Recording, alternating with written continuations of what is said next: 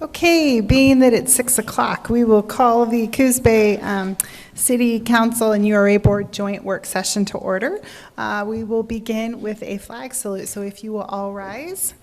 And Dean, will you lead us in the Pledge of Allegiance?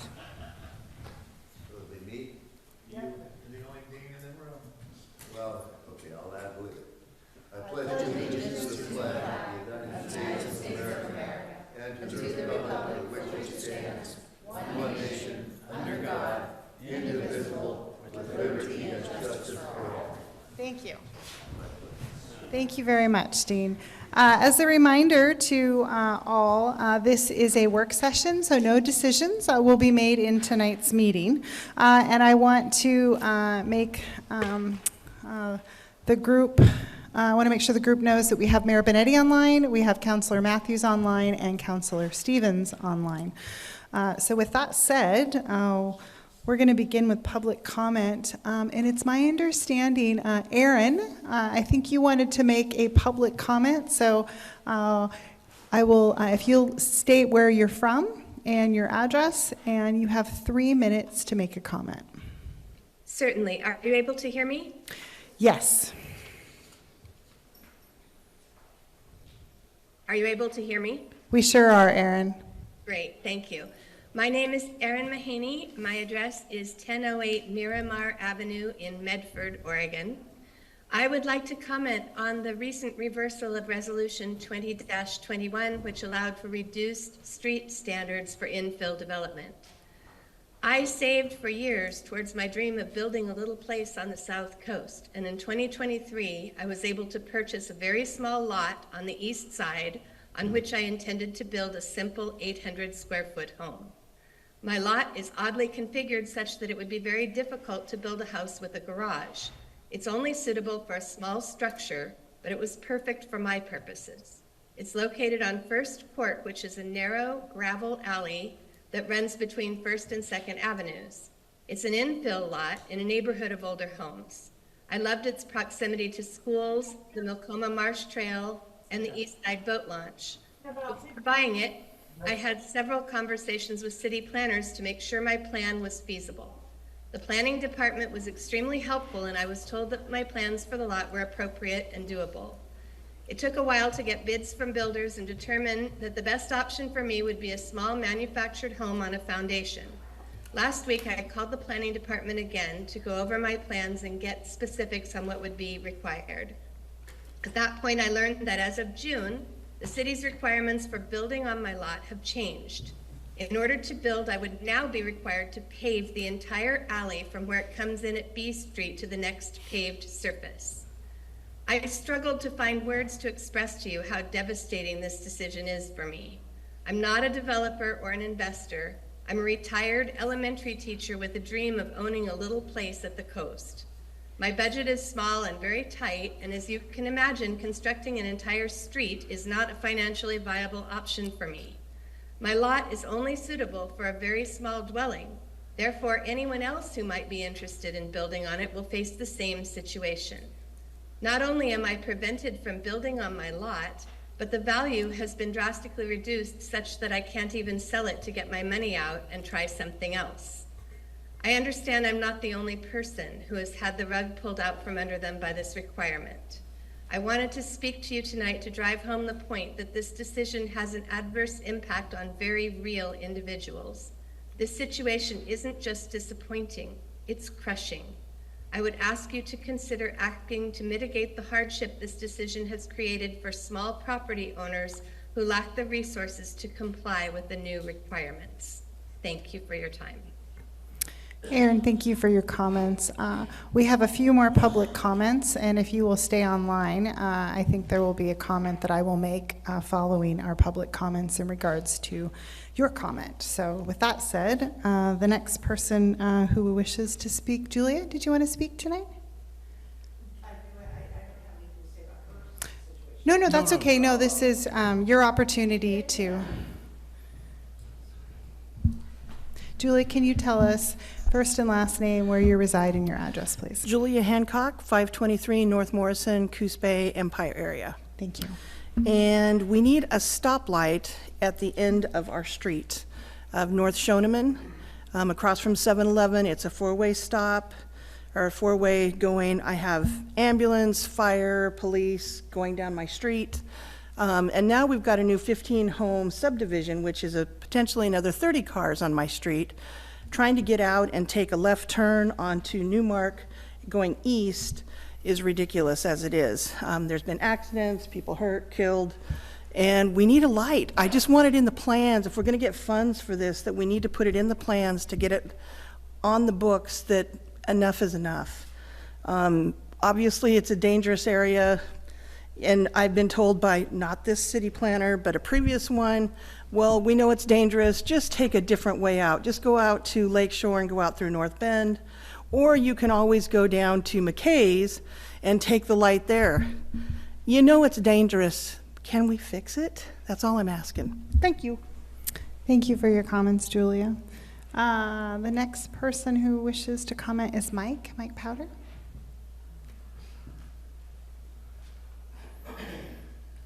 Mike, will you state your first and last name, where you reside, please? Yeah, my name is Mike Powder. I reside at 706 South Main Street, Coos Bay.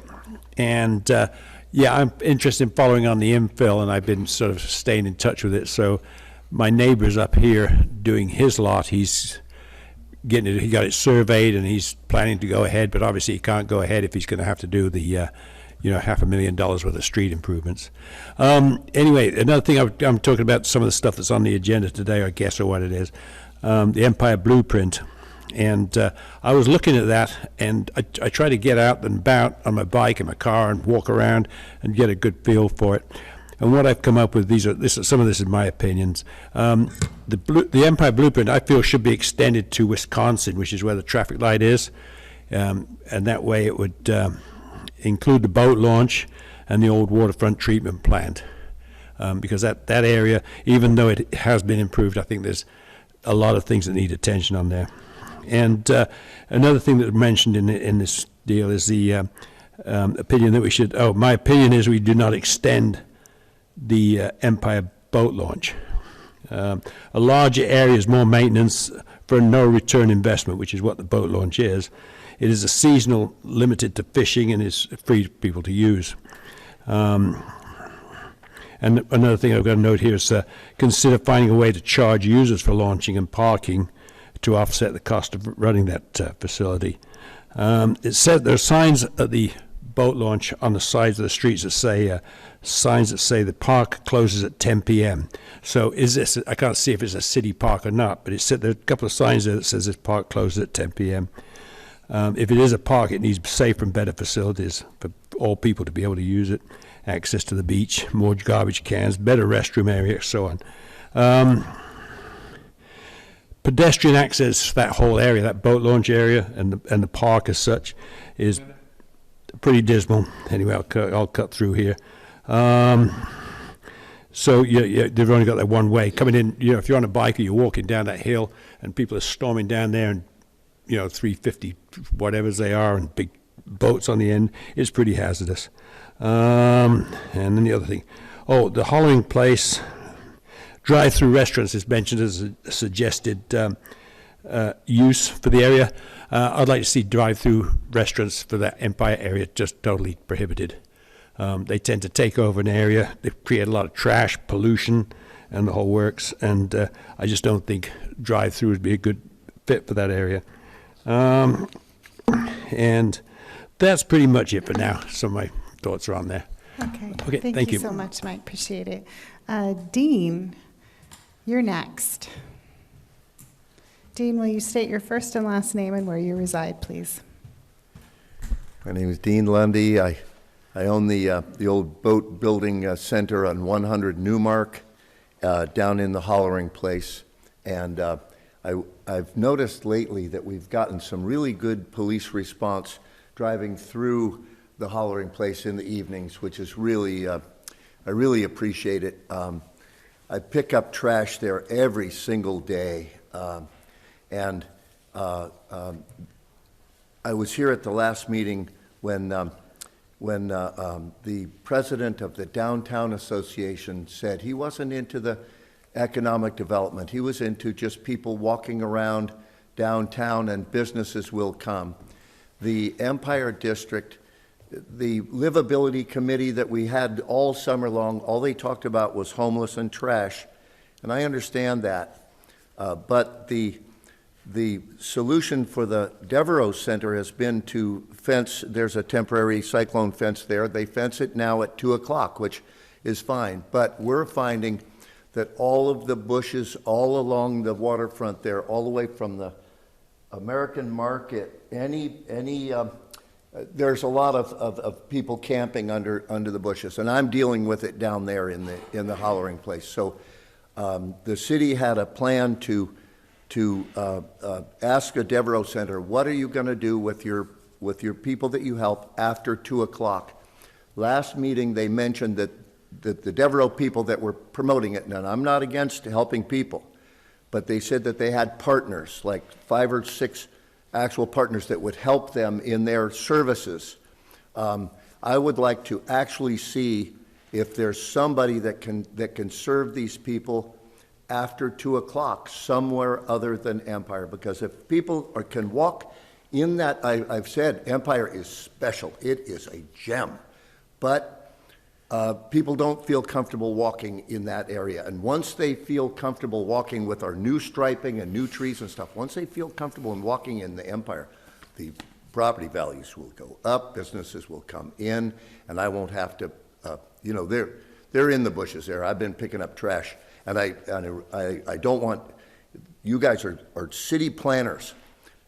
Please don't give any more permits to any more fast food restaurants that aren't having biodegradable stuff. One-time use plastic is all I pick up, and I'm right next to the water. And the one-time use, the plastic caps and the cigarette filters are just a blight. And we can fix it by requiring them to have paper cups and stuff. Thank you very much. Dean, thank you for your comments this evening. Tom, it looks like you're next.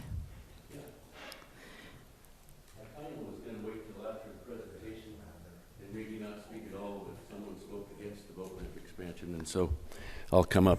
Okay, thank you. Tom, will you give us your first and last name and where you reside? My name's Tom Greaves. I live at 155 South Mill Street, which is at the Empire Boat Ramp, and it's in the Empire District of Coos Bay.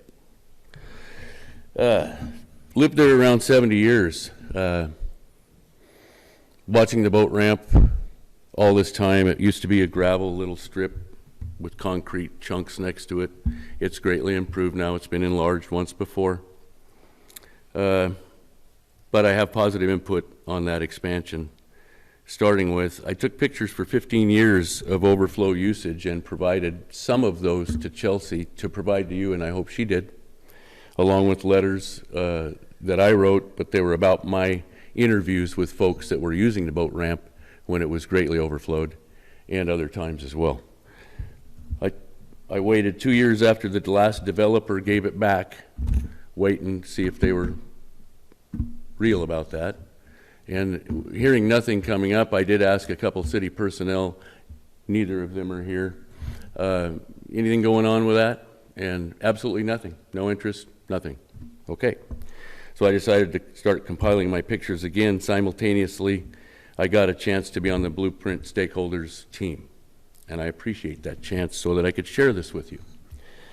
I shared some of the backlog pictures of last year, and I pointed out that it's being used for multiple other uses, used every day for dogs, sightseeing, park and look around, park and eat, park and get out and smoke a cigarette, that's still legal. People use that lot. Shared the petition that we gathered. In about a week and a half's time, we did a short petition, mostly focusing on business owners. We thought that might be important to the Blueprint folks and you folks to know what business owners they hadn't interviewed would think about and in this particular subject. And literally 95% of the businesses responded, and all of them had a positive response about expanding the boat ramp, and actually with wording of rather than any other project down there. 2 marinas, both in Empire. Biggest marinas in the county, if not the only 2 marinas in the county that sell boats daily and do a high volume of commerce on boat sales, boat repairs, motor sales. They both are in Empire because of the Empire boat ramp. The Marine Board did seem interested, emailed the lady twice, talked to her once, but that's been 2 months ago, and I haven't tried anymore.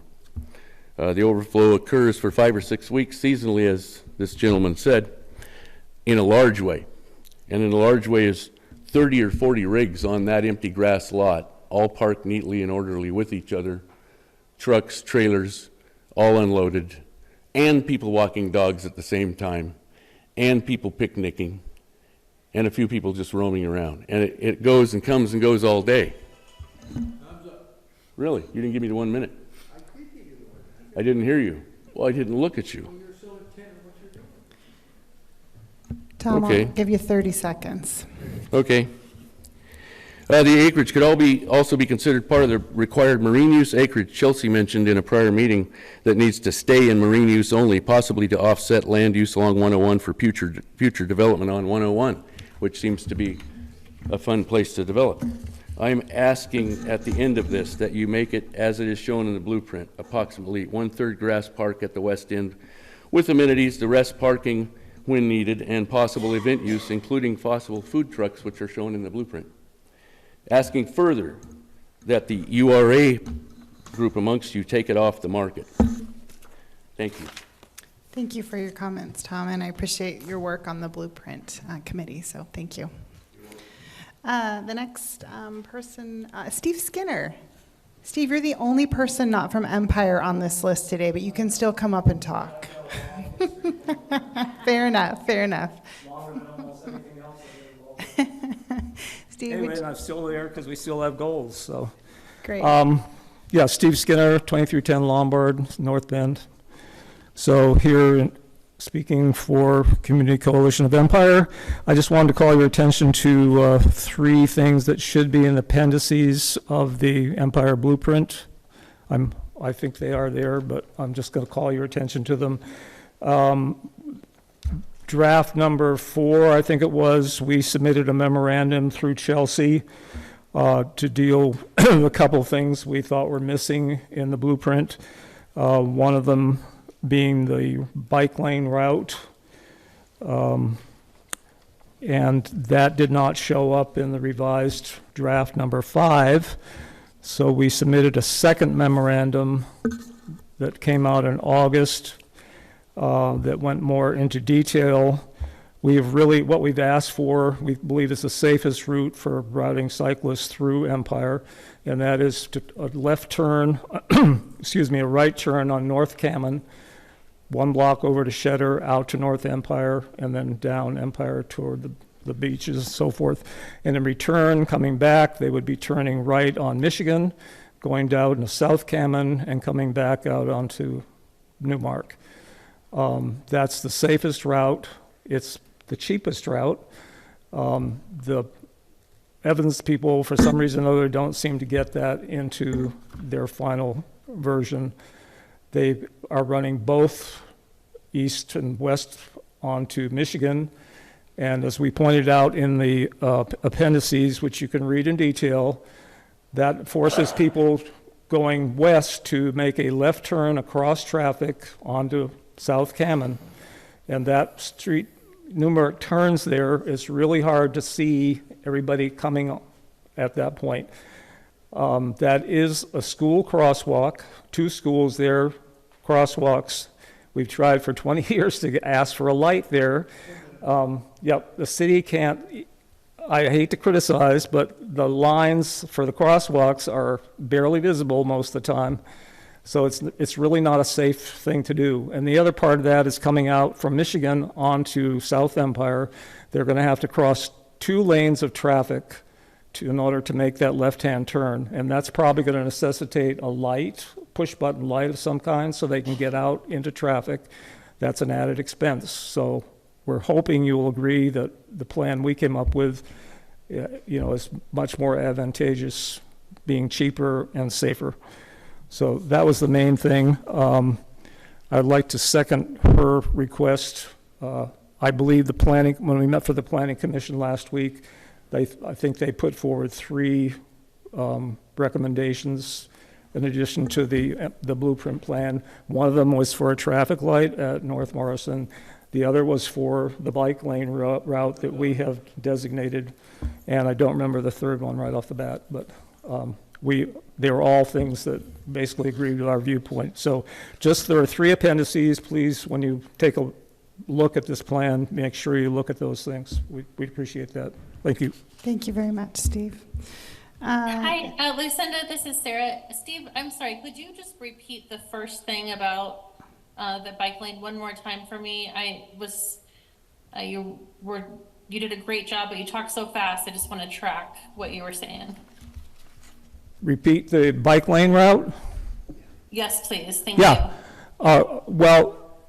We asked for the bike lanes when you get going west on Newmark, when you get to Cammon Street, the cross street at McKay's, that the westbound route turn right on North Cammon, go that short block over to Shedder, turn left on Shedder, then you can go straight out to North Empire, and then you would turn left on North Empire going west, and you'd come back out on Newmark. You're already on the right side of the road there.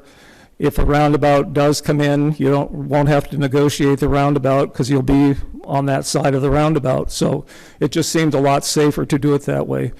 Coming the other way, you're already on South Empire. You would be turning right on Michigan. Michigan's a really wide street, and just going the 3 blocks down to South Cammon, turning left 1 block, and that brings you right back out onto Newmark. You're already on the right side of the road, so there's no crossing of anything. That seemed to us the safest route and the cheapest, because there's going to be an issue at South Empire because cyclists will have to cross 2 lanes of traffic, and that can be a really busy road. So theoretically, the city's going to have to install a push-button light for cyclists there. That's an added expense that doesn't need to happen. And the other part of that is making the left turn in the turn lane at Cammon.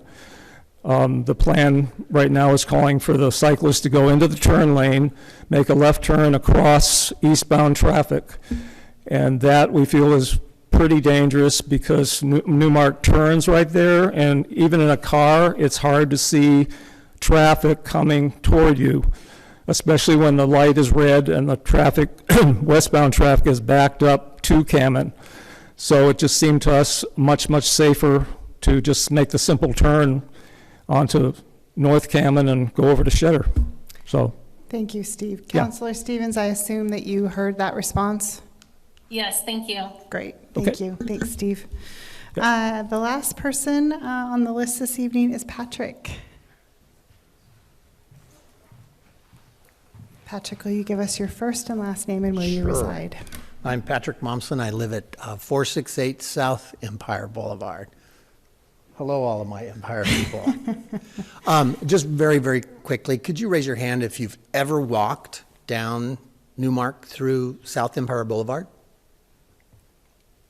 Okay. I take it that the consultants that worked on this plan have not. And it's very clear that they haven't. And I'm just bringing this up. I know it's the last quarter of the game, probably the last play of the game. But I wanted to make mention of that because I think it's important for people to understand that simply hiring people from Portland to sit in their office and to generate information like this is wonderful, but unless they're walking around that area, they really don't have a handle on the bike path. I mean, what Steve brought up, what we've discussed, is safety for the bikers that are going to be going through Empire on the way to Shore Acres, right? It's a very, very popular route, and we'd love to make sure that, one, it's safe, and two, that people can enjoy the area as they're going through it. One thing that I don't know that Steve mentioned was Shedder is not paved, and we would need some help with that as well. Some of it is not paved. Some of it is not. Right, and that's going to be pretty important for people that are on bicycles. Okay, that's out of the way. Next question I have is, the blueprint is beautiful. I've really enjoyed working on it, but my question is, what's happening with that gas station? It is still up, and we've still received messages that they're out to bid. We've been told that since last April, and there's been no movement on that. So we'd love to see some movement on that. And then the third thing, And I'm going to bring it up because I just noticed as I drove past the Devereaux Center on my way to this meeting. The fence is there. And the people are sleeping in front of the fence. So if you think people are going to walk by the Devereaux Center before the fence was there, think about it as you're thinking about those people that are sleeping on the street and people trying to walk on Empire or Newmark. Just is a very difficult situation for them. So those are the three things, and I'd like to concur with Dean about the trash that's it's coming. It's everywhere down there. So I encourage you to take a few moments to walk down Newmark and South Empire Boulevard to really enjoy, one, the view, and two, the improvements that people have been making to their houses. So we could really do some really nice things, and I'm really happy and proud about this thing. So thank you. Great, thank you. If there are no other comments, I will close public comments this evening. Julia, I wanted to get back to you. Staff is actually meeting on Monday, and we've asked them in, I think it was a couple meetings back, to perhaps give us some suggestions and recommendations to bring back to council. So I think, do we know when that's going to come before council, Nicole? I believe we plan to bring that at this point in your November work session. This meeting Monday is to kind of further discuss some of these one-off kind of challenges, and we're hopeful that will give us enough details to then come back to you with a good enough representation of what's out there in the community. Okay, so that will come back at our November work session, which is later in November. Yes, so the fourth Tuesday. The fourth Tuesday. So Aaron, I think that's the week of Thanksgiving, so it's 2 days before Thanksgiving. So Aaron, I would encourage, if you're interested, to join us for that meeting to hear more discussion on that topic. I'm really excited that everyone in this room, except for you, Steve, I know where you live, happens to live in Empire. Stephanie and I are reside in Empire as well, and we're very passionate about putting this blueprint plan together, and as was the rest of the council. So I will say, for David Evans and Associates, they have done good work for us on Front Street with their blueprint plan. I do know that there is a local boy who worked on this project, so there is representation from Coos Bay, so to speak. So I know sometimes it's frustrating. We assume because people live in Portland that they have really they don't have a sense of this community, but there was a local boy on the project, so I assure you he is proud of this as well. With that said, I'm really excited to actually just get to the next agenda item, and that is to talk about this plan. So without further ado, Chelsea, I'm going to go ahead and let you lead the conversation about the Type 4 land use application, the Empire Area Blueprint Plan. Great. Thank you, Council President DeNovo. I'm going to try to share my screen. There we go. And then start this here. Okay. So, all right.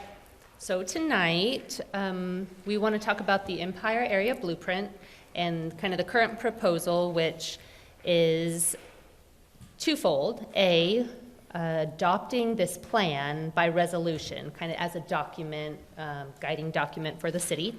And two, amending the Coos Bay Municipal Code in a way that facilitates this, what we call the preferred alternative and vision for the Empire area. And tonight is a work session in advance of what will be a public hearing before council. So we want to just talk about it and gather as much input as we can along the way. So I want to kind of briefly cover the proposal, and then I'll get into a few more details. So again, the first bit is adopting this blueprint by resolution. The second is what we call a legislative text amendment. This is a land use action where we are proposing changes to our transportation system plan. It's part of the comprehensive plan. The first change would be to update our Tier 2 project ID CB-14, which is called Newmark Avenue Road Diet. The second would be to incorporate Empire Area Blueprint transportation projects into the street connectivity plan section of the transportation system plan. And then there are text amendments to the code. So we want to update mobility targets in section 18.15.005 to be consistent with those set forth in our currently adopted TSP. We want to clarify in table 17.230.020 of the code that we want to allow residential uses in 100% of a building that is located in the study area. Currently, it's only allowed in the upper floors and up to 30% of the ground floor. We want to facilitate housing by saying you can occupy an entire building. We want to expand the exempt parking area with a cap to align with the Empire Area Blueprint study area. And what that says today is that in the current area, if you have a requirement for parking for a certain use that exceeds 20 spaces, you have to, at that point, you have to start providing the spaces. But anything less, you don't have to provide parking. So that is beneficial to developers. It allows them to maximize their site for development. We want to align the uses allowed in the Hollering Place Zone District with those envisioned in the blueprint and simplify the development standards in that zone on that land, and then repeal Chapter 17.316 to remove the Empire Waterfront Settlement Design Review Standards to help facilitate future development, make it easier. So that's a brief overview. Just a little bit of background, and council knows this. In fall of 2022 is when this was first initiated by council. The goal was really to boost the economic development potential of and better the transportation connections throughout this area. The project was informed by an advisory committee. That committee was made up of community members, residents of the area, property owners, business owners, affected agencies. That group met 5 times over this course of this project. We also, the consultant, did one-on-one stakeholder interviews with certain property owners, businesses in the area to get feedback. There were individual meetings held with representatives of the Coquel tribe and of the Confederated Tribes of the Coos, Lower Umpqua, and Siuslaw Indians. Planning Commission conducted 2 work sessions in 2023, last year, and then council conducted a joint work session with Planning Commission earlier this year. And Planning Commission just conducted their initial public hearing in October, that's still this month. And so the proposed amendments today implement the recommendations in the plan, the blueprint. And this current draft, it incorporates the feedback that Planning Commission heard, which includes further consideration, council, of incorporating a nautical theme into the area, expanding the Empire Boat Ramp facilities, and considering the need for a traffic light at the North Shoneman intersection by 7-Eleven. So the draft plan that was put out to Planning Commission was updated to reflect these 3 needs. So we can talk about those more in a bit. I am just doing a very high overview of the plan. Many people have been involved along the way, and if we want to get down into details and cross sections and all of that, we can. But right here on this screen is kind of shows the concept for the area. You can see on the left side, the waterfront side, we have the Hollering Place, we have the Sauce Brothers property, which is the large property on the water, and then the project area is really the corridor of Newmark through Empire.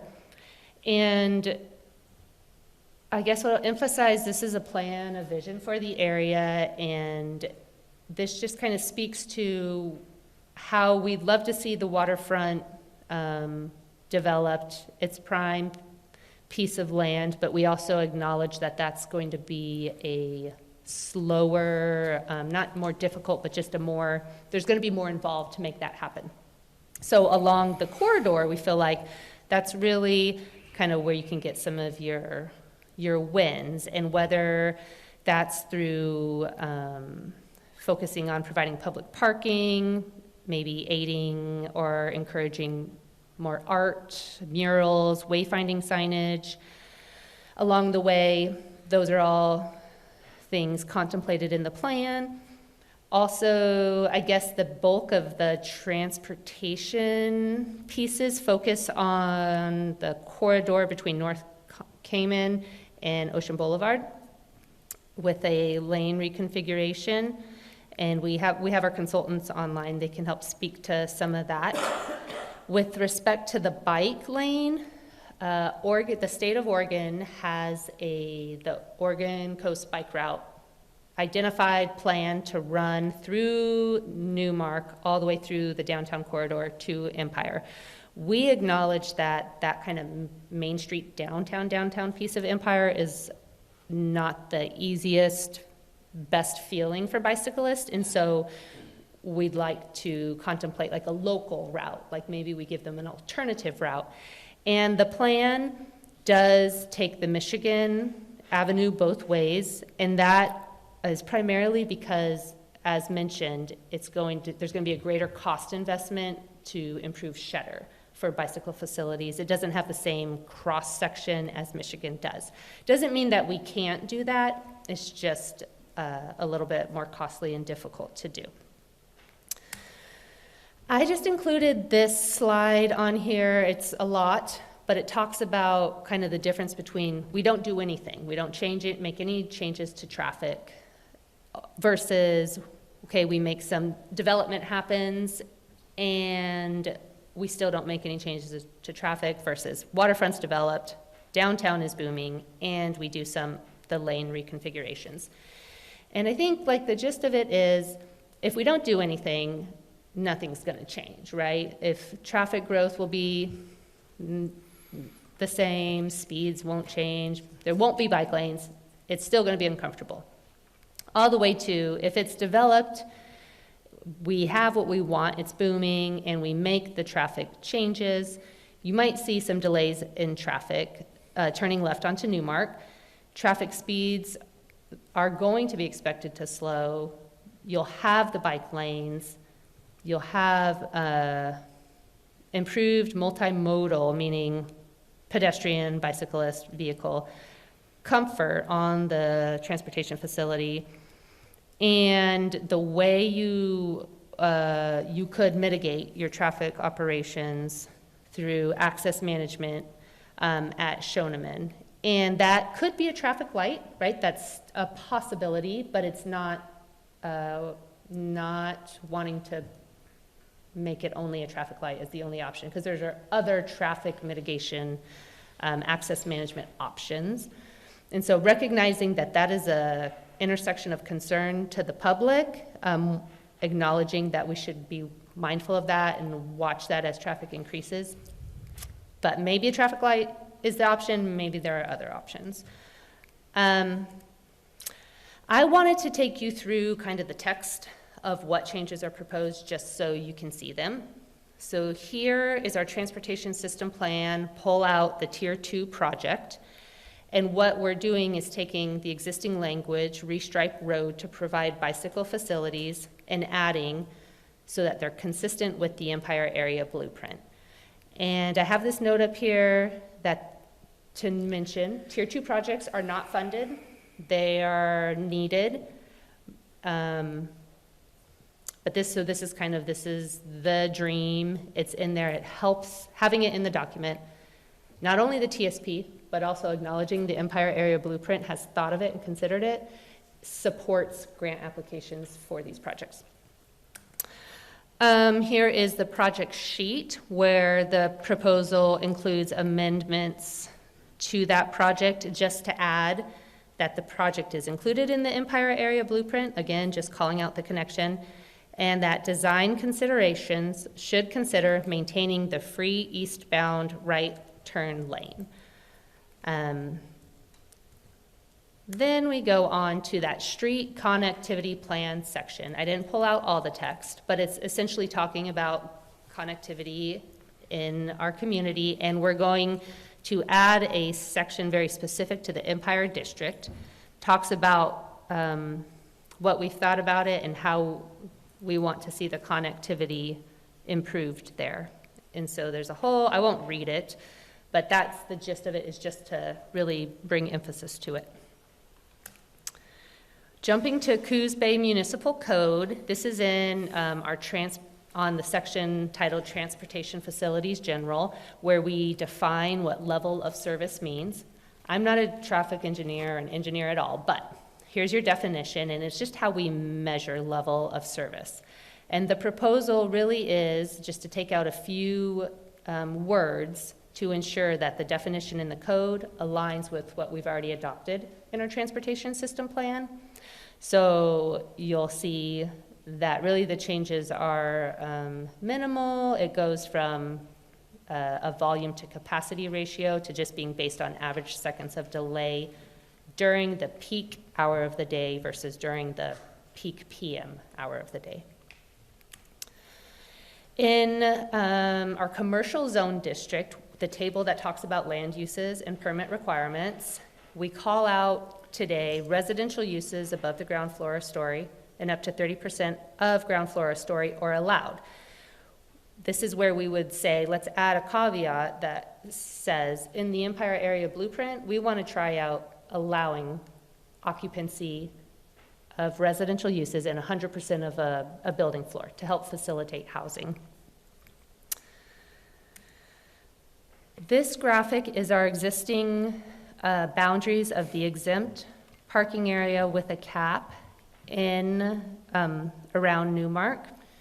So currently it's bounded by Cheddar and Michigan up to about Empire and I think that's Maine. The proposal is to expand that, which this is kind of that core area today. It would be expanded down the corridor and onto the waterfront to align with the blueprint project area.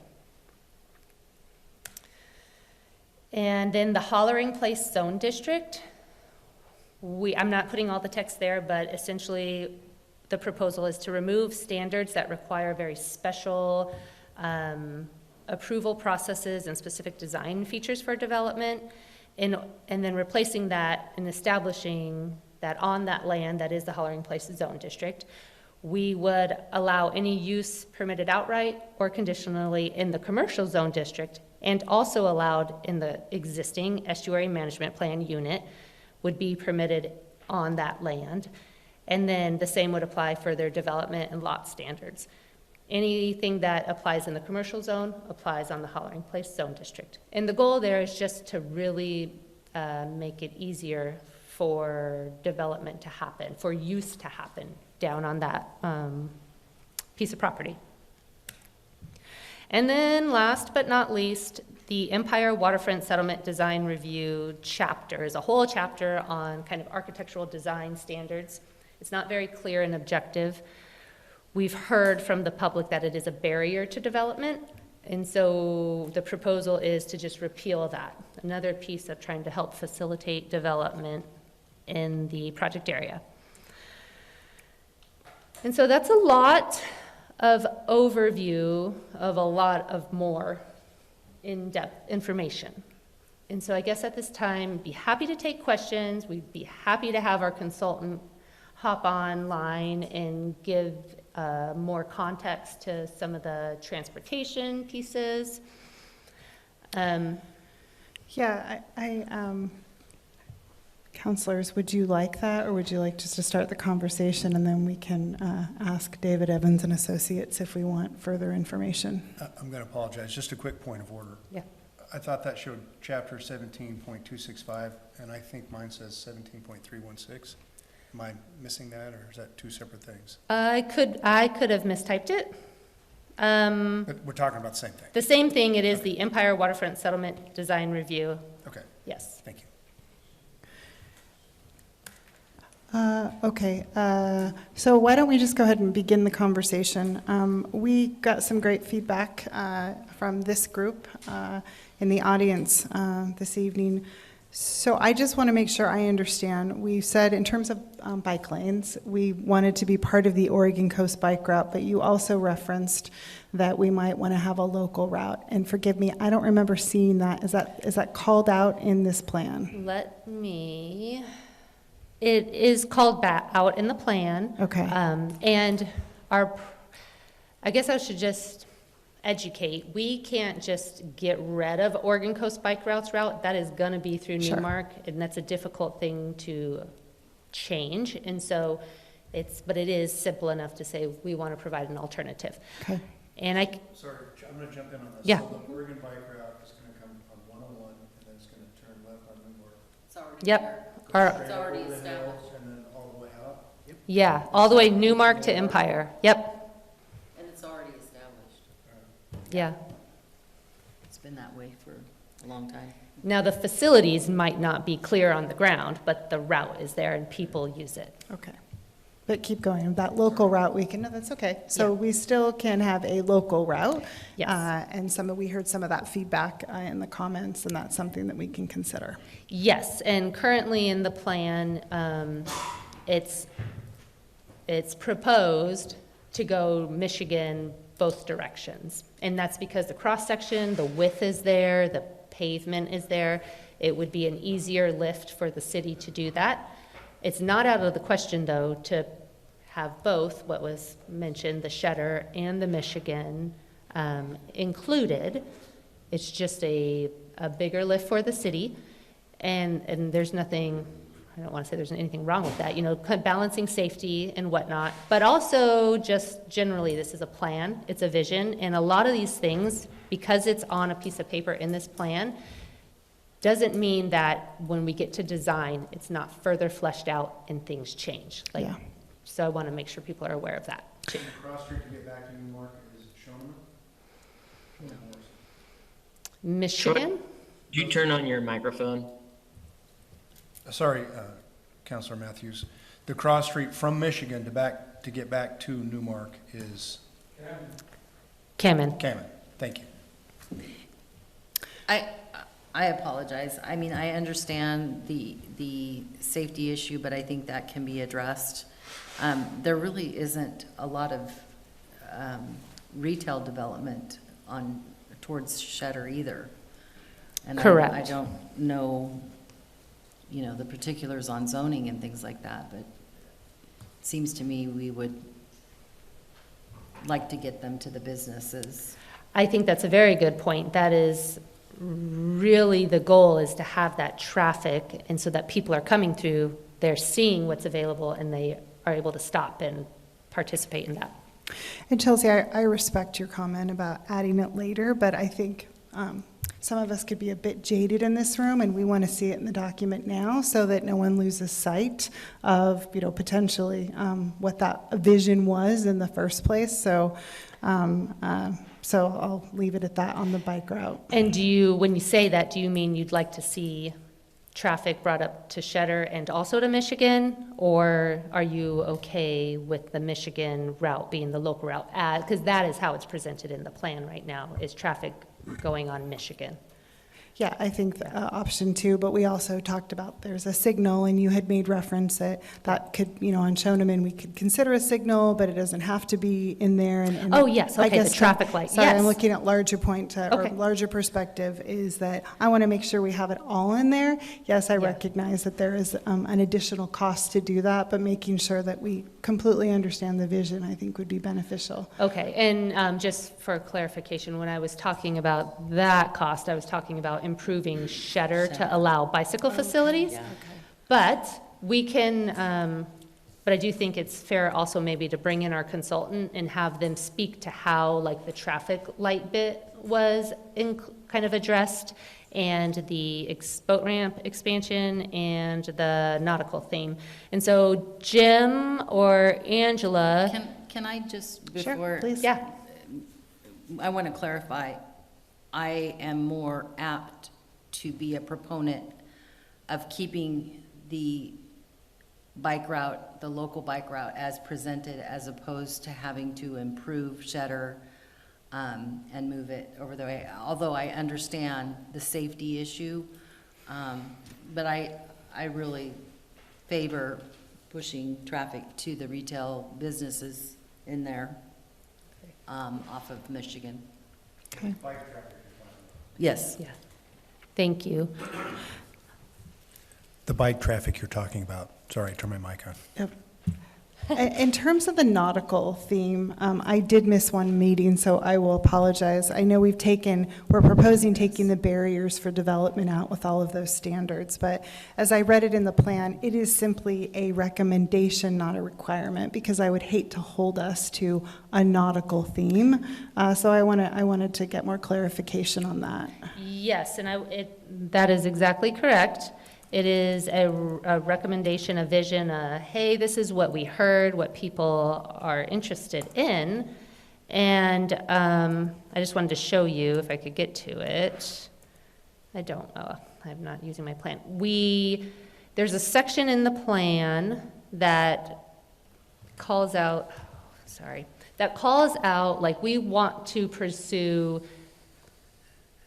establishing a kind of, not a brand, but like an identity, right? And that's Right. maybe through wayfinding signage and all of that. And it talks about, it doesn't say thou shalt be a nautical theme, but we did add in a sentence that was, we heard from the public and this was one idea that might be worth pursuing. And so it's in the plan, that way anybody who's reading it is like, okay, we acknowledge that, we can talk about that. But to your point, it is just a plan and it's not committing you to any one thing. And does that change with interpretation when the people that are working on this plan now and implementing it are no longer here? That's my concern with saying this is in the plan. Interpreting that down the road may be a little more difficult. I know that other communities have faced challenges because of that, when it comes to signage or what the front of a building has to look like if you plan to tear it down and build something new or whatever. I'm concerned with putting something so specific in there. I agree.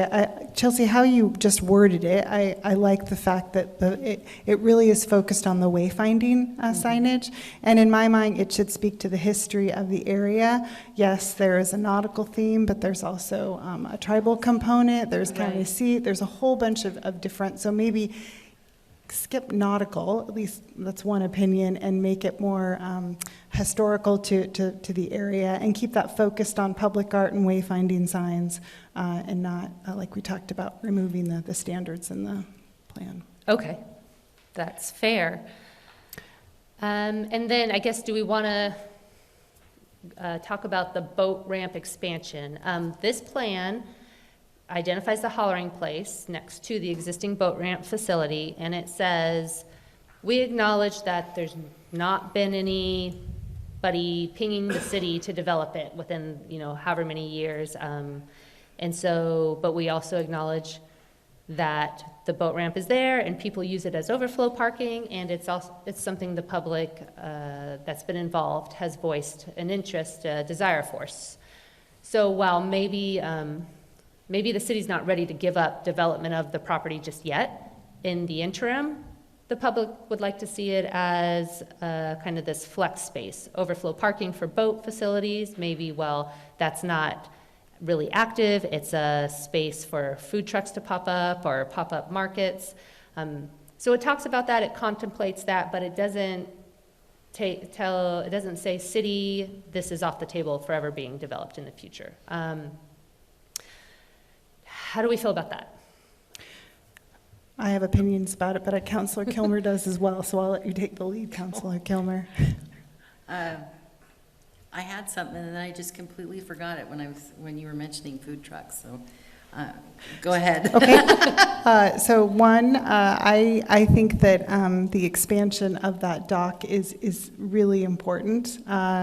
It is used by locals, but it is also used by visitors. And I honestly don't think we have enough access points for outdoor recreation, salmon fishing, crabbing, all of the things. And so I would like us to consider expanding that. And I like the idea, Tom, of a park.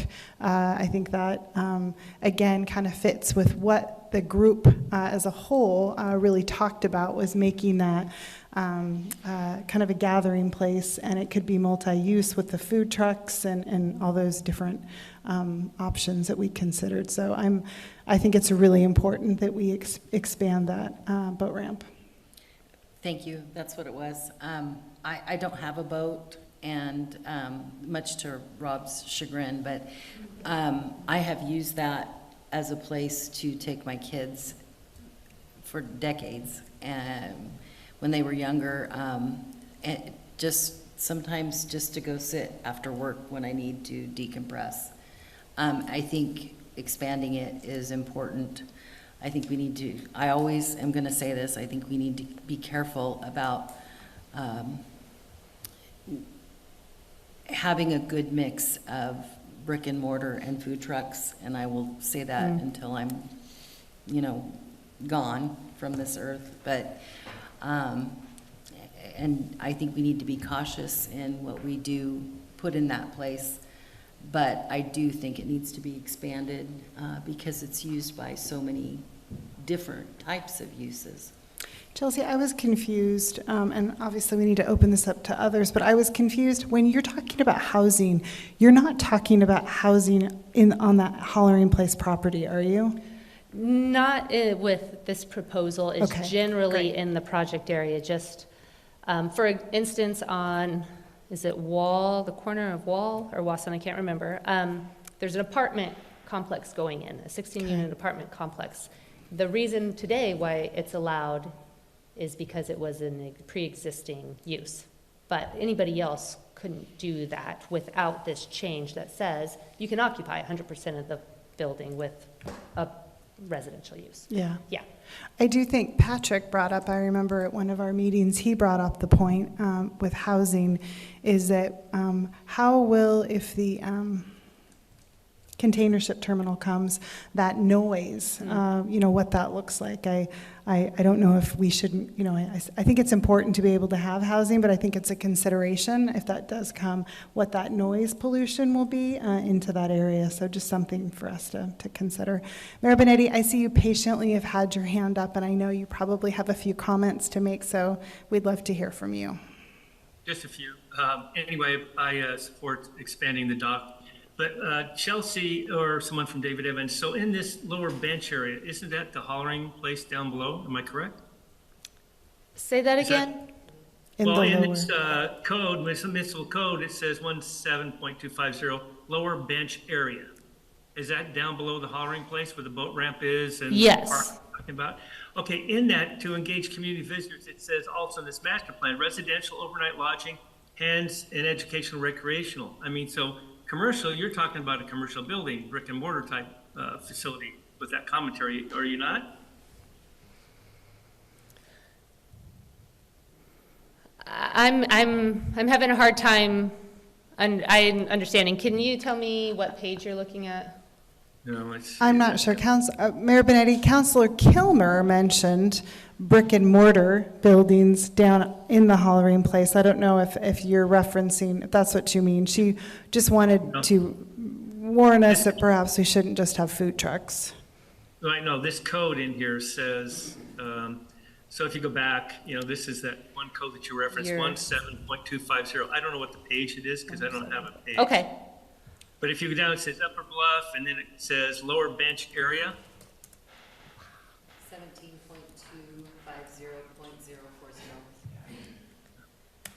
Yeah. Okay. So if I read this, if I'm understanding, this could be, commercial development could be built down there, am I correct? You could put a hotel, or you can put some kind of lodging, or you could do, a restaurant, or you could do a variety of different things under this scenario, if I understand it correctly. Yes. Yes. So I would be opposed to that. I think that we should take that out, and it should be strictly for recreational type development. Whether that, I understand where Councilor Kilmer's coming from, but if you had a food truck where they could go down there, and not permanent food truck facility, but go back and forth, I could support that in some fashion, or temporary RV, not overnight parking. Twofold. Number one, I think it needs to be recreational. As I saw in the, there's parking, some grass areas, and as Councilor DeNovo has mentioned, that type of operation I would really think would be beneficial.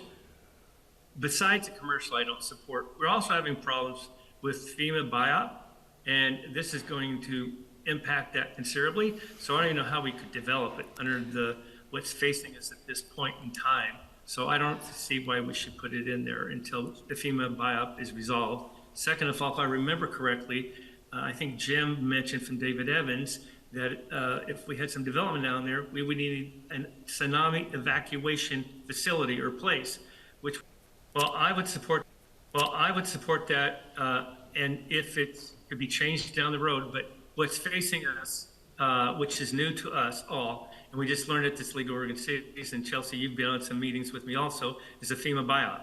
In fact, I think David Evans has some people that deal with this. So with the FEMA BIOP, that's not going to allow any kind of development down there whatsoever anyway. It's got nothing to do with the floodplain, but the FEMA BIOP is another aspect that we're going to have to deal with. And I can't see any development happening in this with that criteria facing us. If we get this BIOP worked out, then I think it's something that we can revamp and look at. But either way, I still support any kind of development besides just recreational and park stuff. That's just my feelings. Yeah, and I guess just one more point of clarification, that FEMA BIOP, all of those rules, regs, are only applying in your floodplain, and so the floodplain does not cover that waterfront area where it could be developed in this Empire District. So isn't it's just at the floodplain plus 170 feet is what I understood? No, it's only within the floodplain, 170. It has to be in the floodplain. That's the way they are attempting to impose the regulations. And so if you're outside of a floodplain, we, local municipality, aren't regulating development and therefore aren't able to implement these BIOP pathways, implementation measures. Okay, thanks for the clarification. Either way, I still don't support any kind of commercial development down there. I think it should be recreational and for boating and that kind of activity, windsurfing and all that. And just for clarification, I wasn't saying commercial development down below. I was trying to indicate that I have problem with development of that and pulling away from the main street, which we are trying to enhance with this plan by putting food trucks down below permanently, and you kind of addressed that as well. Councilor Matthews or Councilor Stevens, any comments? Oh, man. Lots of different places to jump in here. Since we're on the commercial development aspect part of it, I agree to some extent, no commercial development down there. However, with a large recreational development such as this, I see maintenance issues being a problem, just funding the maintenance coming from that park standpoint. Like, how much more can our parks department handle and maintain in a proper fashion? And I'm wondering if the allowance of commercial development would help to potentially create a revenue stream for maintenance of that particular area. So that's just something I've seen, and that could be later down the line. I don't know if it's as important to me to make sure that we have commercial development down there. It's not actually. So I could see that one going either way. I agree. I think we should skip the nautical theme. I personally feel like let the development come through. Just any kind of updated historical nods would be great. I think that will fall in place, but I could be wrong on that one. So I'm open to discussion on that. And then the light at Schoeneman, I grew up on Schoeneman Street. crossed that street a million times. It was super dangerous. My next door neighbor and best friend was hit by a car there. I completely agree that needs to be addressed. So I know that's a huge cost. I know that's a big thing to add on to this. However, we don't have it funded anyways, but I would like to see that be a part of the plan in the future. If nothing else, just slow traffic down through the Main Street corridor. You know, just outside of the fact that it is a dangerous intersection. It is. I've watched it over and over and over again, and went across it every day to go to school, and it was scary. So I completely understand the concerns of the citizens over there, and I also share the commitment to brick and mortar businesses on that Main Street area. I support food trucks as well. I think there's a good mix, and I don't know, could be discussed. I don't know exactly what that mix would look like, but I like to see some more, you know, concrete commercial developments down there. That's just right off the top of my head to jump into the conversation, but I'll pause there. And Okay. Thank you, Councillor Matthews. Councillor Stevens? Yeah, I agree with most everything everyone has said. I would just really drill the point home that I don't agree with the nautical theme. I think we really just need to make it as easy for development as possible. And then I would also just want to point out, I specifically agree with Councillor Kilmer that one of the goals of this plan is to get more traffic to the businesses in that area, and that includes foot and bicycle traffic in my mind. Councillor Matthews, I see your hand is up again. Yeah, sorry, I forgot to add in one more thing about the boat ramp expansion. I think the whole area development-wise could be expanded.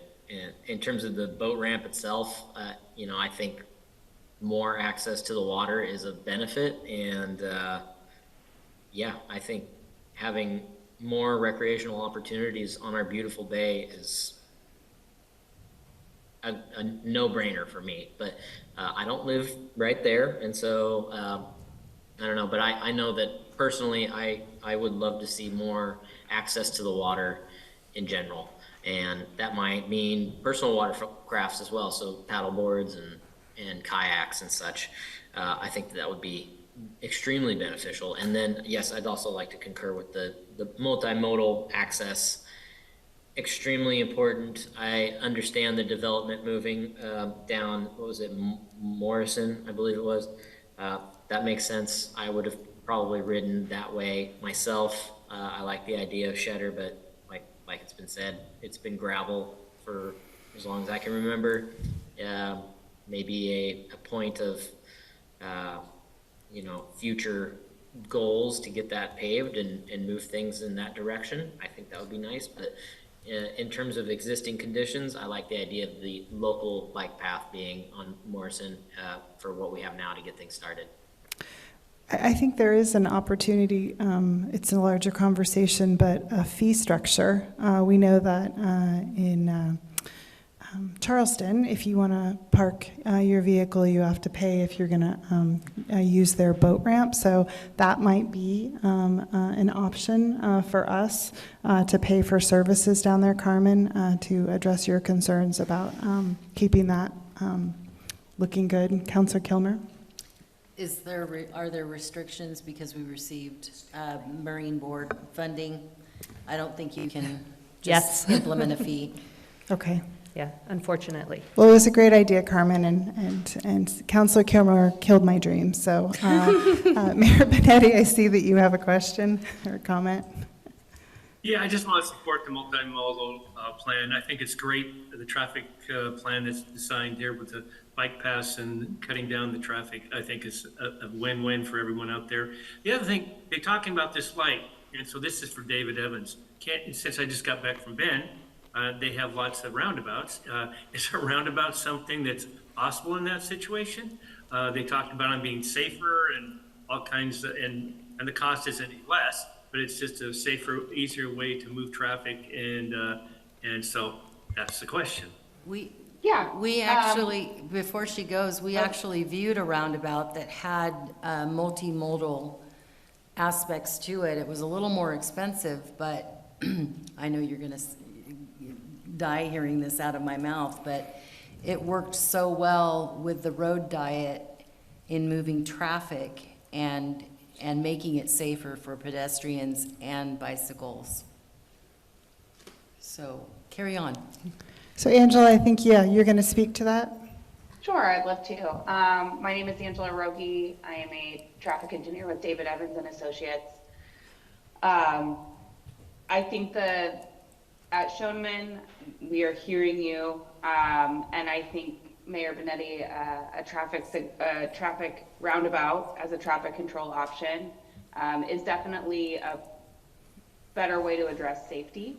At this point, there hasn't been any right-of-way review or, concept to design to see if a roundabout at that location would fit or what kind of right-of-way impacts it could potentially have. So I just want to, from a traffic perspective, it should work. Operationally, right-of-way hasn't been vetted yet, but that is, I believe, why we are trying to keep the Empire Area Blueprint discussion around that intersection as flexible to address changes in traffic demands as the area grows.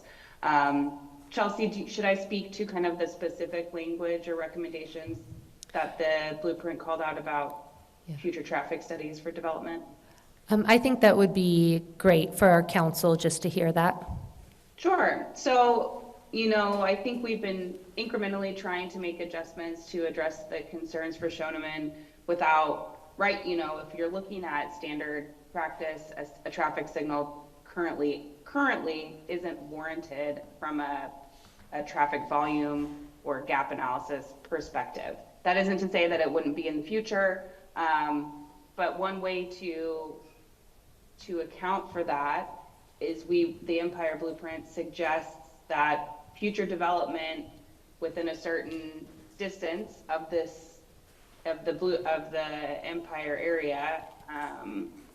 I believe we said west of Ocean and west. If there's development proposed in that area within the Empire Blueprint study area, that it should consider a traffic analysis, impact analysis, if warranted by the city, should include Schoeneman as a study area intersection.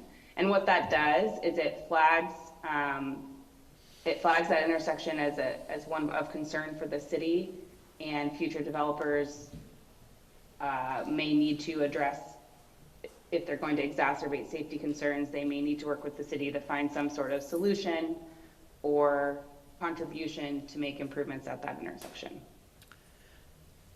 So in layman's terms, Angela, we could simply say, let's add a roundabout consideration or a signal consideration into the plan.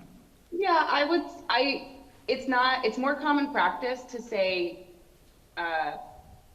like changes in traffic control, because who knows what kind of new developments in traffic design and traffic control designs may be out there in future. And so that is more flexible, and is more standard. That's what goes into long range DOT plans. Okay. Nationwide is a traffic control evaluation needs to be evaluated to determine the appropriate traffic control. Okay. Maybe the consideration is i.e. roundabout or signal. Yeah, i.e. roundabout or access control or traffic signal. Yeah. Great. Chelsea, there was also mention of fast food restaurants. Could you educate us? I personally struggle with all the mini storage facilities on that strip, and so can you speak to really what we can control and what we can't control in that in terms of zoning? Yeah. So as far as zoning goes today, commercial uses, a wide variety are allowed, including drive-through fast food type restaurants. Council could certainly take the direction that they want to prohibit that in the area, but it's a big undertaking and it's taking a property owner's right away from them to develop a piece of property the way that they could do it today. And that's a big hurdle to overcome. And so we have in the code some restrictions and kind of conditions on what is required if you're going to do a drive-through use, but we haven't yet taken that away, and it is a hurdle to do so. Okay, good. Nothing? Okay. Any other, I guess, Chelsea, in conclusion, we've given, I think, you a lot to go back and I think make updates to. And so to be respectful of your time and to be respectful of David Evans and Associates and the citizens, perhaps we need to edit this plan one more time and bring it before council for a work session and then consideration at a further date. Excuse me, that's fair. Just one point of practical matter. The next work session is that November 26th.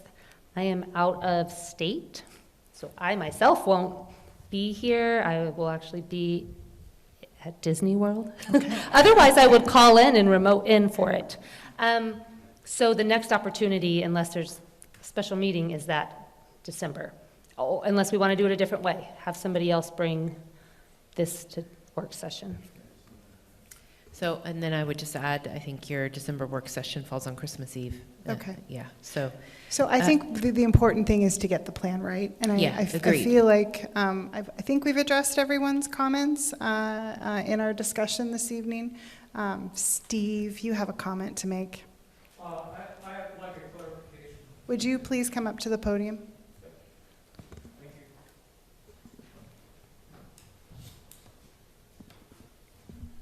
Yeah, I just, when they did the traffic studies for future traffic use and so forth and so on, did that take into account the potential for the container port and offshore wind coming?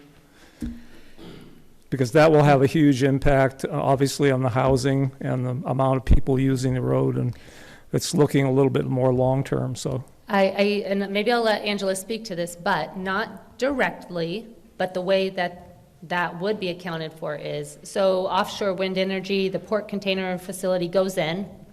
Are we seeing development in Empire, west of Shoneman, that if it's associated, whether that's housing or commercial uses, industrial uses? Answer is yes, that specific development there in that location, maybe as a result of this other development, would be required to look at the intersection and provide whatever mitigation is needed for the traffic. Does that make sense? Because the shipping container itself, that facility on the other side of the bay, is not directly impacting the intersection. It's the associated development. No, it's the housing. Yep. Because one thing we kind of did a tandem goal plan. Yep. And I will be meeting with the bus barn people in November to look at doing a feasibility study at moving the bus barn to a more central location. They are quite interested in that. So that would, the idea being to free up almost 2 whole blocks for housing, and that would be a pretty large housing project. Yeah. So. And in that scenario, Yep. we'd be looking at the intersection for traffic. Yep. Thank Great. you. Thank you, Steve. So I think that in conclusion, I think what I would appreciate is if you can. You have more comments. Oh, wow, guys, I'm breaking rules. Okay, Tom. Minor. You got 1 minute. No repeating anything I said. Okay. This is for Carmen. This is for Carmen. About the budget, Carmen, I mentioned this once before, that it's currently being maintained by the Parks Department now, I assume within their budget. They've been doing it ever since the last developer let go of it and ceased to maintain it. And it's an opinion of mine, but I would think that if it's only 1/3 grass instead of all grass and the rest of it paved, that it'll take less maintenance rather than more. Okay. Thank you for your comment. Dean, 1 minute. I'd like a clarification on 2 things. First, I want a refund because I got a permit through the department to put some soil on my property, and I was told after the first permit, oh, you need to pay another $150 because it's in a flood zone, and I'm in the Empire District. As far as housing and stuff, I was told when I looked at property years ago, I looked at buying that property from the city, the whole thing, and I talked to this guy, John Buchanan, about the property down there, 3-4 million, and it was, that zoning, he told me, was water dependent and water specific in that area, in the area that I bought. So it was water specific and water dependent, not housing, and I want a refund on that. Yeah. So Dean, to clarify, your property is like right in the water, on the water, and so you are Well, like this the is edge. the land part. Yep, that land bit is right on the edge of the floodplain. It's the same elevation as the entire, So Yeah. Dean, if you want to take So- this up with Chelsea at a later date, you can do So that. we can talk about that. I can help clarify that. The second piece, the water dependent, the Hollering Place property itself is its own special management unit, and very specifically was established to allow more uses than just industrial water dependent. So the boat building center, everything north of Newmark, that is all industrial, water dependent, dedicated to that. Hollering Place property is not. It's a separate own little special piece. Okay. So that's why it's different. Thank you for that clarification. Thank you for that clarification, Chelsea. Dean, if you want to reach out to Chelsea, you can do that at a later date. So I'm going to try to wrap this up. Mayor Benetti, you can finish after my comment. What I would like to see is this plan with all of these edits made, and I think we can do that, and it doesn't need to be at the November or December meeting. We just need to make sure to get it right. And with that said, Mayor Benetti, I'll let you have the last word on this topic. Well, I agree with the edits, but we didn't come to give any clarification on the lower bench that I brought up, and I think they need direction if they're gonna bring this plan back with edits. The council needs to decide, do they want to allow commercial, residential, overnight lounge, lodging in the Hollering Place? I think we agreed, I'm sorry, I thought we agreed with you that we did not, was my understanding. We agreed that it should stay recreational. Councilor Cribbins, did I get that wrong? Do you agree with that? That was a consensus I heard. Councilor right. Kilmer? Kind of. Councilor Matthews? I'm fine with that. Councilor Stevens? I'm fine with that also. Okay, so it looks like we have consensus, Mayor Benetti, that we will not have housing down in that lower Hollering Place location. Thank you, appreciate that. Okay, with that said, Just housing. Just, what? Are you talking of just housing development? Just housing development in that. In that. Mayor Benetti had suggested it stay recreational. I think we all were in agreement with that. So Right. no commercial development, no housing? No. Is that what you're saying? Well, that's what, yes, I would That's what was suggest said. take out commercial, residential, and overnight lodging. And you're talking about HP2, the lower bench area, which currently, right now, I mean, if that's, I understood from Chelsea, that's the Hollering Place, so. So just for staff's clarification, my understanding is that this council would like to see the Hollering Place preserved, dedicated to park, open space use, and not allowed to be developed for commercial, residential. That's my understanding, so if I'm wrong, please correct me.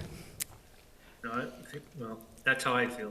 Councilor Cribbins? So does that preclude, or does that take away the ability to have transient type businesses in there? Is that? I don't think so, because we operate our parks currently, we allow use of the parks, and so I think that could be on a temporary, I think things could pop up through temporary use type permit licensing.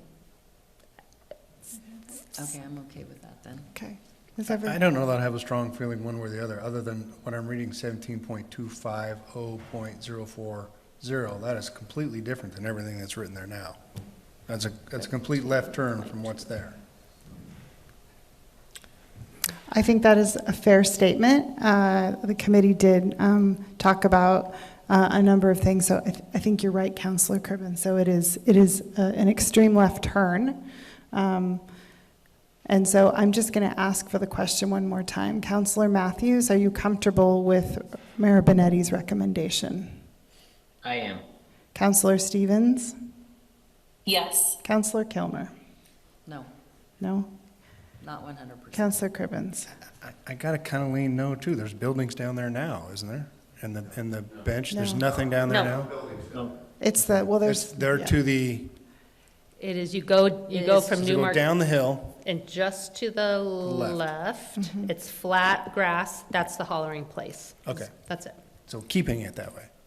But right now, this The says that it's set up for all kinds of different development. Right, so we would come. Capitalizing on views and, Yeah. yeah. So we'd come back with a proposal that limits it to parks use with that ability to have the temporary kind of commercial use, such as food trucks or pop-up markets. I'm not opposed to it enough to slow down the process. I mean, if that's a consensus of the council, I can buy onto that. Okay. If we were to vote today, we'd have a majority. So why don't we go ahead and proceed with that as a recommendation and then bring it, that'll give us time as a council to think about it again before it comes back to us in January or February. Okay. Thank you so much for all of the conversation, Chelsea, all your work, and to this audience, thank you for all of your comments in regards to it. The last item on the agenda this evening is consideration of the Oregon National Floodplain Insurance Program, Endangered Species Act. Chelsea, you are really popular this evening. Right back to you. Okay, oh, hold on. Let me get my screen sharing. You'll love how creative I was or was not with my slides. Same theme. Okay, come on. Okay, so now, Oregon NFIP ESA, that's National Flood Insurance Program, Endangered Species Act integration. So tonight, the goal was to start this conversation about considering what pre-implementation compliance measures, they're known as PICMs, pathways, council would be inclined to select. This is a map, and I'll go into some more information details in a minute. This is a map of the city. The blue, which is hard to see, is the floodplain and where these implementation measures would be expected to be implemented. You can see with the green highlights, the blue, there's parcels highlighted in green, blue, and red. It's just showing all the parcels affected.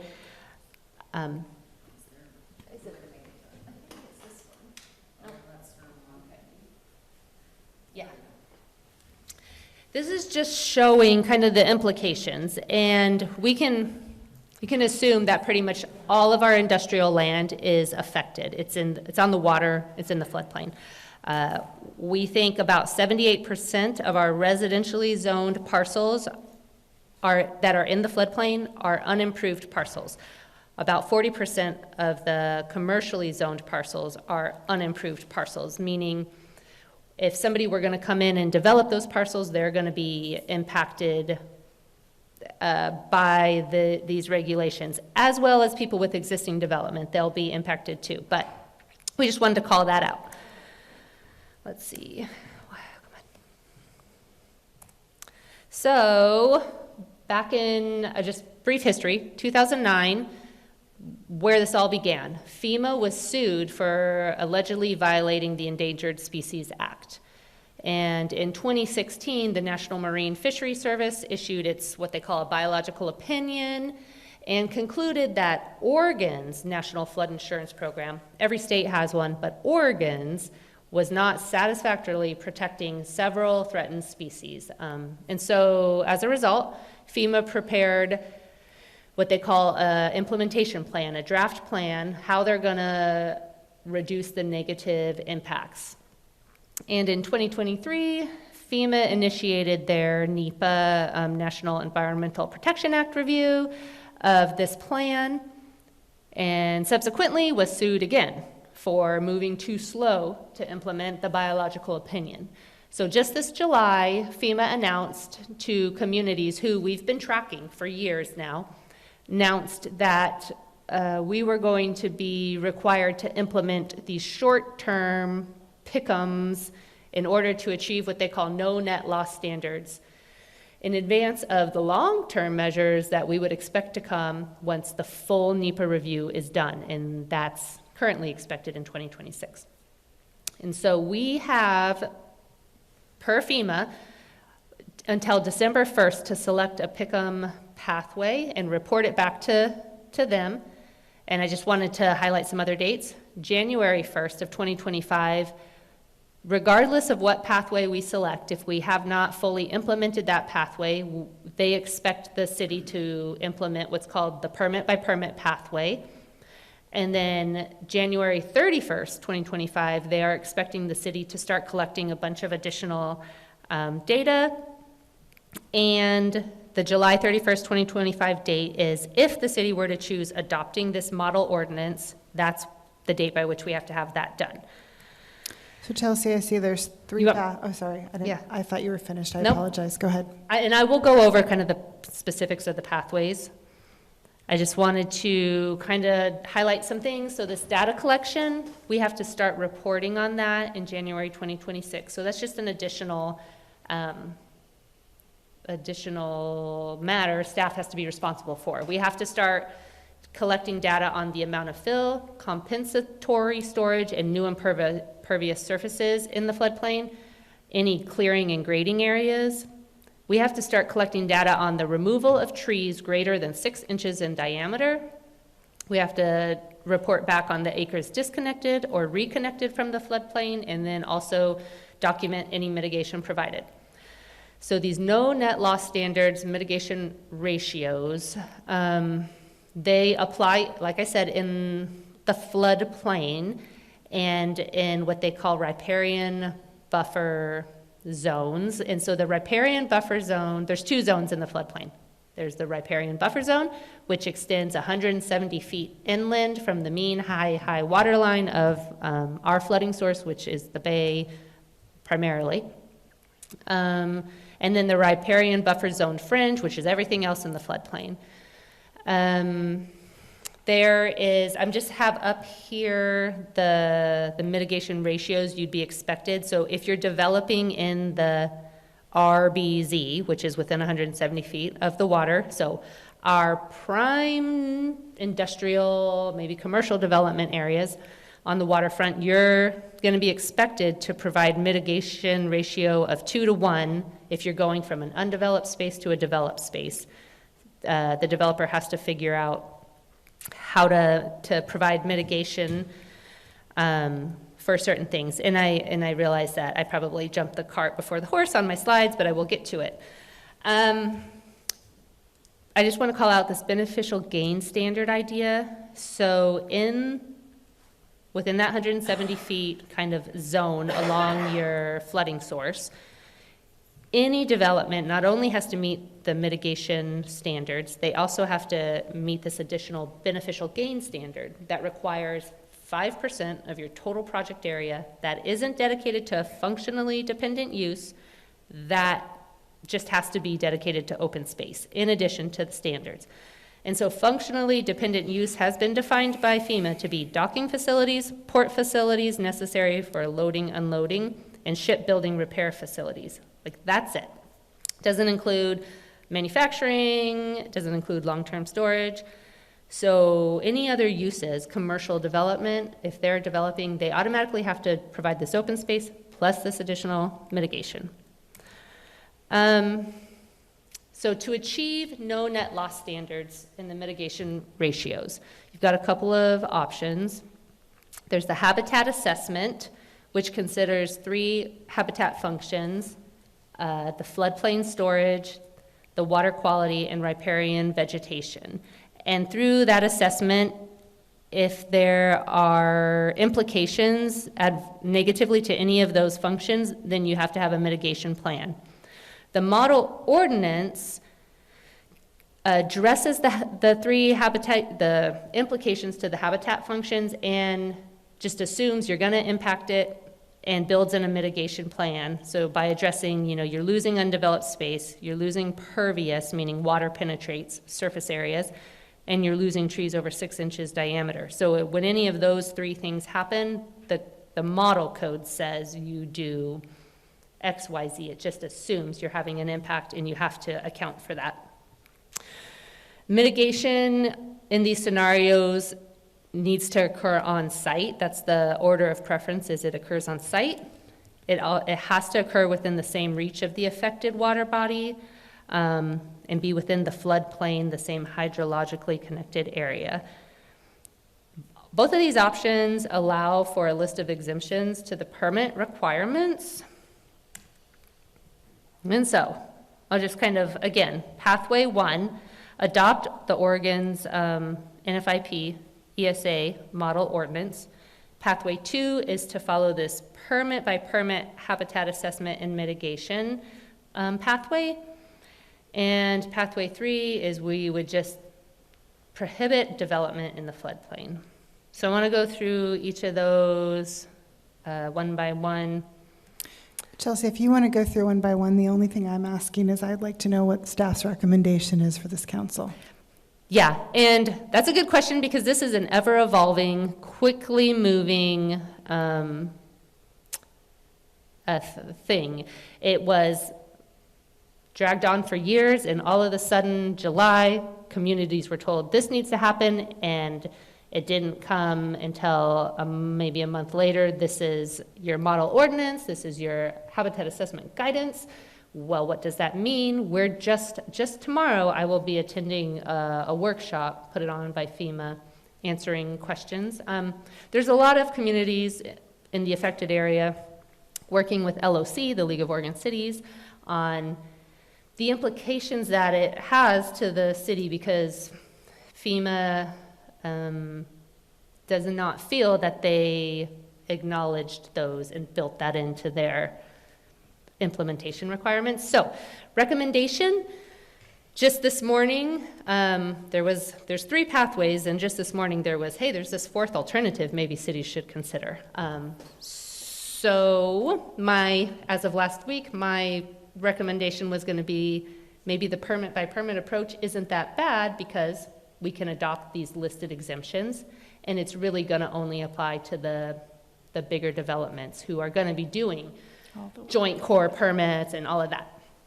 However, maybe the recommendation is we follow this approach of this 4th alternative that says you have, I kind of want to read it. It says that FEMA is basing their requirement for cities to implement these recommendations on some language in the Code of Federal Regulations.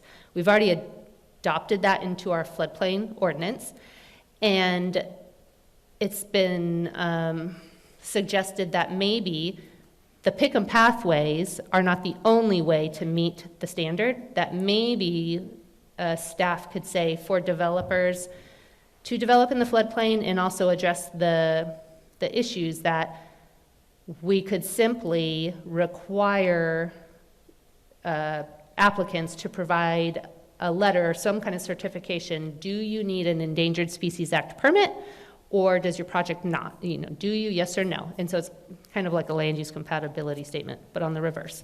And supposedly that is a much easier lift for a applicant to do rather than a habitat assessment. It's maybe simply going to the agency themselves and saying, does my project require an ESA permit? Which, with my very quick lack of understanding but knowledge, is just really amounts to, do you need a incidental take permit? And not a lot of projects rise to that level. And so maybe that's a pathway, but we're to follow. But we're still learning. So what I would say the recommendation is to not prohibit development. I mean, and I'll just go through this because our whole downtown is really floodplain. That would be impacted. It's our industrial lands. The pathway 2, permit by permit. I mean, of course, either option, any option, increased time and cost for approval of floodplain development permits. This habitat assessment is going to be project specific. might find that there's no impact, but there's going to be a cost in time and money to make that determination. The mitigation ratios required are the same as that provided in the model ordinance. I'm trying to wrap my head around, do we have any professionals in the area qualified to do this work? I've reached out to lots of people. I've only got a response from one company out of Wilsonville, and they said, yeah, we do this work, but we're not even up to speed on these requirements yet, so they're going to get back to me. If we did the permit by permit habitat assessment, staff is not really qualified to review those, and so do we need to bring in a third-party review system, and what does that cost? Do we pass that on to the applicant? What do we need to do to make that happen? I guess one benefit to this option is that we can implement it without amending the code, just based on our current code. And we could adopt those listed exempt activities, such as like you're doing work on an existing building, by just a resolution. And so we could implement it without all of the time and resources that would be needed to go into a code amendment that could potentially need to change in a year. The pathway 1, adopting the model ordinance, increased time and cost. That one just assumes the project has impacts, and so you're automatically having to just meet a certain standard. You've got to amend your code, which is time, money. It would include what we call a ballot measure 56 notice, which is that notice that goes out to owners when you're doing something that potentially affects the value of their land or their allowed uses of the land. Those exempt activities would be included in the code amendment, so there's that piece. But again, back to the regulations may change in 2026. So, as of, there's questions, and I think I wanted to just go to this slide, which is like what we're expected to do. We're expected to select a pick-em pathway. We're expected to report that to FEMA December 1, and then we're expected to start implementing these regulations January 1. But I put on here that, hey, there's a fourth alternative pathway that we're kind of learning about, and we want to get our legal counsel's input on it. Is that a way to go? I've taken a look at it. I mean, the fourth pathway is not one authorized or recognized by FEMA. So, we're kind of go off into the wild a little bit. Now, we're not the only ones. Like Bandon and Seaside, Tillamook County have all, they've talked to council of their own, and they're considering doing something along that line. In my opinion, I don't want to do anything that's going to potentially pull us into litigation with FEMA. My thought, and just my thought, is to go with the project by project. Even if we don't pick anything, they're going to assign us that anyway.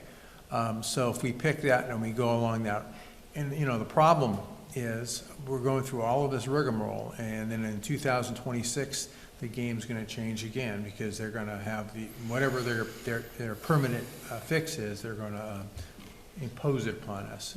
And it's not going to be picking 1, 2, or 3. It's going to be whatever they say, generally speaking. So my recommendation would be to go with the project, even though there's this potential fourth alternative. So in project to project is pathway 2, is that correct? Yes. Okay. Thank you. Any other comments, Chelsea? Not off the back. It's just that idea that it's a lot coming down with still a lot of variables. And so we're trying to be diligent and do what's needed, but also recognize the impact it's going to have, not only on our community, but across the state. And by the time we have the meeting, you'll probably have more information, right? Yep, probably. I appreciate your work, and I appreciate Nate's perspective as well. Nicole, did you have comments? I would just kind of reinforce where Chelsea's kind of coming from at this point. I mean, just at the LOC conference, the mayor and I attended a session, and there was new feedback then. We expect new feedback over the next 30 days. Many cities are starting to question, would us coming together as a group put some weight on this to halt the speed by which we're being forced into some decisions. So again, we're looking at, we got 40-ish days for us to make some determination. It may be our best course of action is to wait this a little bit longer before you make a decision, even if that means we call a special meeting and you make a decision outside of your regular meeting schedule. I just want to leave our options open so that we are well-versed to whatever's currently coming out. And Nate, do you support that? Yeah, I do. I mean, as we were talking, I mean, it's, every day might be a little bit different. You're getting more and more information, so the longer we wait, the more information we'll have, and I think the better decision you can make. So what I think I hear the group or the staff saying is today we'd probably pick Plan 2. Is it phase 2, Plan 2? The second alternative, but we're going to hold off because we're waiting to get more information. Okay. Yep. Are there any questions or comments from council? Yeah, I agree that we should hold off and not come to any kind of consensus today on a plan, because it could change next week. I mean, if we just got new information from the League of since we attended the League of Oregon Cities conference, and I do believe I read somewhere in the materials that was kind of, and it came out from FEMA, that you kind of wait to make a decision. Okay. So that's where I am. Mayor Benetti? Yeah, I think we need to be very cautious how we proceed. I wouldn't suggest any of those plans. I know where Nate's coming from, but I would suggest Nate contact the attorney with the data that was sent out today. They're talking about a lawsuit against FEMA. Many cities are going to join in on that. And there's some options that you can pick that they're suggesting to go with. I don't know if you realize the impact. I mean, I didn't realize the impact until I went to this conference. An example, if the American Building decided to do something there and remodel, they couldn't do it under this plan.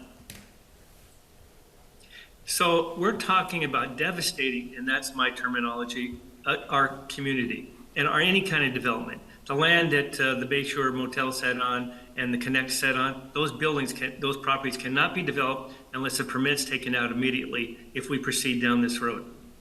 So there'll be a blank property sitting there, no development. And as you heard Chelsea say, 70% of our residential will be affected and 40% of our commercial.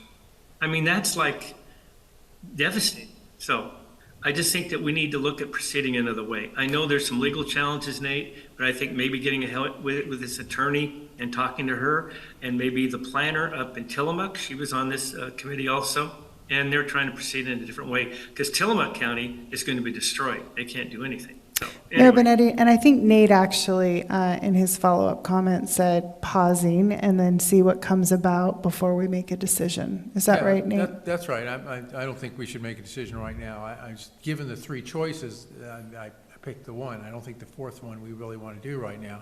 We're getting more information, and you're right, talking to the attorney or to them might be helpful.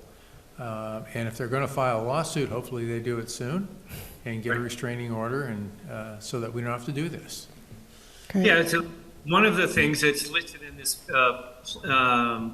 presentation they made, which Chelsea has, and I'm not sure if Dave does, respond that you are considering your options, but are awaiting the results of the environmental impact study statement before your decision. I think that's what Nate's saying, and that's what this is suggesting that we do.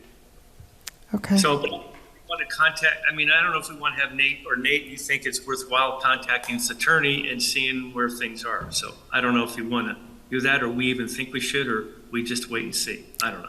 I think that's a great suggestion, and Nate is nodding his head like that's something he'd like to do. So, Councilor Cribbins, any comments?